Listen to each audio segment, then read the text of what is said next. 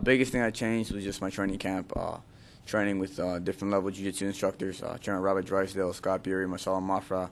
These are all like black belts that are Abu Dhabi champions or Pan American and World Game champions. So for me, trying to elevate my game in jiu-jitsu and trying to elevate my game in wrestling was very important. And then working on my striking. Worked in Kurt Pellegrino's gym, trained with a couple of his boxing coaches.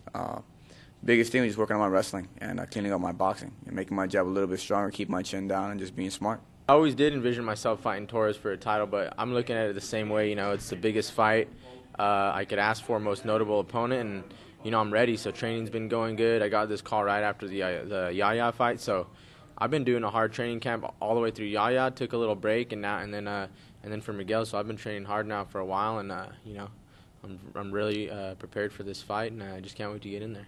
Benavidez is a tough opponent. He's real fast, real quick, very strong. Doesn't get tired. He has all the makings of a very tough opponent. I can't underestimate him. He's got knockout power in his hands from his last fight. We've seen that, and he has tough endurance. He's hard to put away. So for me, the biggest thing, I just got to be smart, pick my times when to attack, and when I attack, make it count. Try to hurt him. Of course, I see myself winning. That's all I can see right now. Is me getting my hand raised and beating him. Of course, I'd like to finish him, but if I was a betting man, I'd take me getting a decision. I think I'm faster, and I'm gonna close the distance a lot easier than he thinks, and I think I can take him down, and I'm not gonna be submitted by him. So I think it's gonna go like that, and it's gonna be a good fight. We're gonna both take our licks, and we're gonna fight for every inch. But I definitely think I'm gonna come out on top, just a little more dominant. Everybody has weaknesses. I think the biggest thing is just use my reach advantage, and if we get into a scramble, to try to catch him with a submission. My jiu-jitsu game is unlike anybody else's on the ground. People say the guard is dead, but my guard's very active. I have a very dangerous guard from the bottom, so I'm sure he's going to try to test it out. You definitely have to be fast with Miguel to get it within that reach. So yeah, I definitely think that's gonna be a factor. That's one of the things that we're looking at. For me, for every opponent, I feel like I'm faster than.